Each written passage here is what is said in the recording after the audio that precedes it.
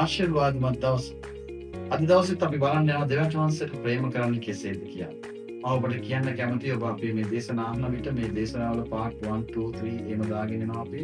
ඔබ එකේ ඉඳන් අන්තිම අහනවා නම් ඔබ එකේ ඉඳන් අහන්න. මොකද ඔබ දෙවියන් වහන්සේගේ වචනය දැනගන්න ඔබ නිවැරදි වෙනවා. නිසා කිතුණුවෙක් ලෙස දෙවියන් වහන්සේගේ දරුවෙක් ලෙස ඔබ දේව වචනය දැන ගැනීම ඉතාමත් වැදගත් එකක්. හරිම වැදගත්. ඒ වගේම අපි අද දවසේ හරිම වැදගත් දෙයක් බලන්න. මේ ඉතාමත් ඔබට වැදගත් දෙයක්. අපි බලුවා දවස් කිහිපයක් තිස්සේ නුඹේ මුළු හෘදයෙන්ද, නුඹේ මුළු ආත්මයෙන්ද, නුඹේ මුළු ශක්තියෙන්ද, නුඹේ මුළු බුද්ධියෙන්ද නුඹේ දේව ස්වාමීන් වහන්සේට ප්‍රේම කිරීම සම්බන්ධව. අපි බලමු අද දවසේත් අපි දෙවියන් වහන්සේට ප්‍රේම කරනවා නම් අපි මොනවද කරන්න ඕනේ? මේක හරිම වැදගත් දෙයක්. ඔබ දෙවියන් වහන්සේට ප්‍රේම කරනවා නම් ඔබ මොනවද කරන්න ඕනේ? අපි බලමු යෝහන් සුභාරංචියේ 13 වෙනි පරිච්ඡේදයේ 23 වෙනි පදය. යේසුස් වහන්සේ ඔහුට උත්තර දෙන්නේ යමෙක් මට ප්‍රේම කරන්නේ නම් ඔහු මාගේ වචනය රක්ෂා කරන්නේ.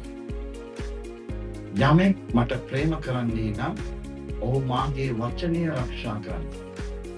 යේසුස් වහන්සේ කියන දෙයක්. යේසුස් වහන්සේට ඔබ ප්‍රේම කරනවා නම්, ඔබ දෙවියන් වහන්සේට ප්‍රේම කරනවා නම් ඔබ වචනය තුළ ජීවත් වෙන්න ඕන.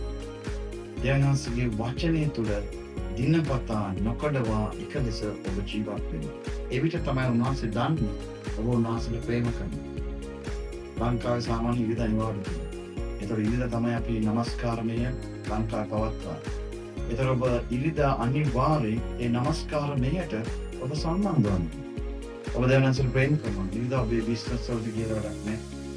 ඔබේ රැකියාවට ගියලා වැඩක් නැහැ. ඔබේ පාටි ගෙවල් වලට මල ගෙවල් වලට කිසි දෙයකට ඔබ ගිහිල්ලා වැඩක් නෑ. ඔබ දෙවියන් වහන්සේට ප්‍රේම කරනවා. ඉරිදා ඔබ දෙවියන් වහන්සේගේ নমස්කාරණයට ඔබ සම්බන්ධ වෙනවා. ඒ තමයි පළවෙනි ඒ දෙක. ඔබ දෙවියන් වහන්සේට ප්‍රේම කරනවා ඔබ බොරු කියන්නේ. ඔබ දෙවියන් වහන්සේට ප්‍රේම කරනවා ඔබ අවංකව සිටිනවා. ඔබ දෙවියන් වහන්සේට ප්‍රේම කරනවා ඔබ පාරමිතිම නයිසකව සර්වබේක්ම ඥානවන්තව සිටිනවා. ඔබ දෙවියන් වහන්සේට ප්‍රේම කරනවා ඔබ පව් කරන්නේ ඔබ වැරදි කරන්නේ. උන්වහන්සේගේ වචනය තුළ පවතින දිගින් දිගටම නොකඩවා එක ලෙස ඔබ උන්වහන්සේගේ වචනය තුළ පවතින. ඔබ දෙවියන් වහන්සේට ප්‍රේම කරනවා නම් උන්වහන්සේගේ වචනය තුළ පවතින. දිනපතා නොකඩවා එක ලෙස උන්වහන්සේගේ වචනය තුළ පවතින. ඒ විට තමයි උන්වහන්සේ දන්නේ ඔබ උන්වහන්සේට ප්‍රේම කරනවා. Okay, God bless you.